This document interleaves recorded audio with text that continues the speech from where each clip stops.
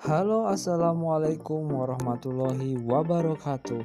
Kembali lagi dengan channel PKM Petani Kampung Modern.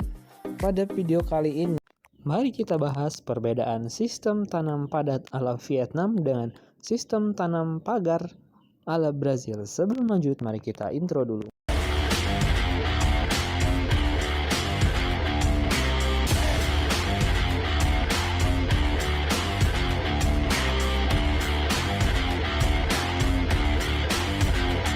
Kalau kita lihat kembali, sistem tanaman kopi di Vietnam dengan di Brazil itu sangatlah jauh berbeda. Di Vietnam sebenarnya mereka menggunakan yang namanya sistem tanam padat. Berbeda sekali dengan yang namanya sistem tanam pagar. Apa sih itu sistem tanam padat? Sistem padat tanam padat di Vietnam itu adalah per satu lubang biasanya diberi tanaman ataupun ditanami kopi sebanyak 2-5 batang dengan lubang tanam yang cukup lebar dan cukup dalam. Maka ini sangat berbeda sekali dengan yang namanya di Brazil sana. Dengan sistem tanam padat ini, menurut saya pribadi, sistem tanam padat sangat cocok bila digunakan di Indonesia.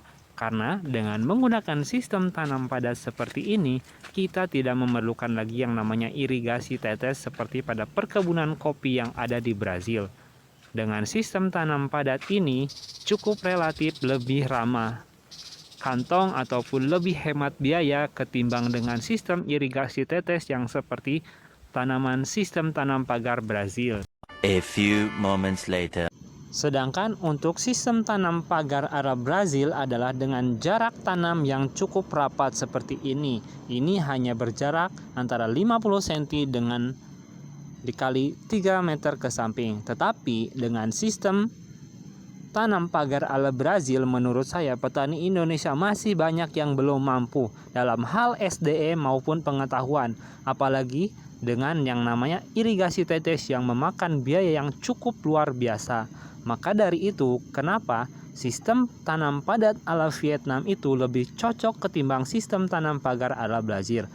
Perlu diketahui saja, untuk irigasi tetes pada sistem tanam pagar pola Brazil ini membutuhkan biaya yang cukup fantastis. Untuk sistem irigasi tetesnya saja kita membutuhkan dana ataupun biaya sebesar 250 juta bahkan lebih. Belum lagi untuk hal-hal lain seperti listrik dan lain-lain. Maka sistem tanam pagar menurut saya masih belum mampu untuk dilakukan di Indonesia.